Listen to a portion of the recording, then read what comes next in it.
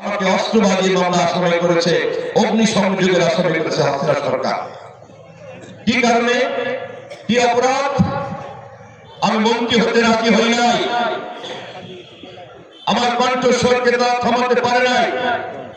বিএনপির মিডিয়া সেলের প্রধান হিসাবে ডিজিটাল জগতে দুঃশাসনকে প্রচার করার আমার যে ক্রিয়েটিভ তৎপরতা, সেটাকে তারা বরদাস্ত করতে পারছিল না।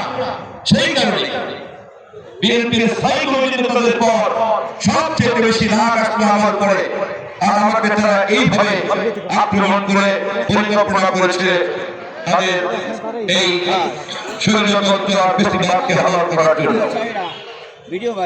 আজ এমন এক সময় জাতীয় সংসদ নির্বাচনে আমরা আপনারা সবাই মিলে ভোট দিতে যাচ্ছি, তখন আর আমাদের মাঝে আমাদের মাতৃতুল্য নেত্রী দেশনেত্রী বেগম খালেদা জিয়া নেই।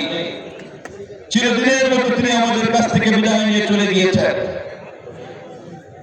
বাংলাদেশে আজ যে রাজনীতি চলছে এবং ভবিষ্যৎ চলবে, বেগম খালেদা জিয়ার মাতার দায়িত্ব নিয়ে, অভিভাবকের দায়িত্ব নিয়ে আমাদের কাছে আসবেন না। বেগম খালেদা জিয়া রাজনীতির মুখোমুখি দাঁড়িয়ে বিরোধী দলের রাজনীতি করতেন। আওয়ামী লীগের সভানেত্রী শেখ হাসিনা জনগণের ভয়ে পালিয়ে গিয়েছে, আর কখনো আসবে কিনা সন্দেহ হয়। এমনকি ব্যালট পেপারে নৌকা মার্কাটা পর্যন্ত রাখা যায় নাই। আওয়ামী লীগ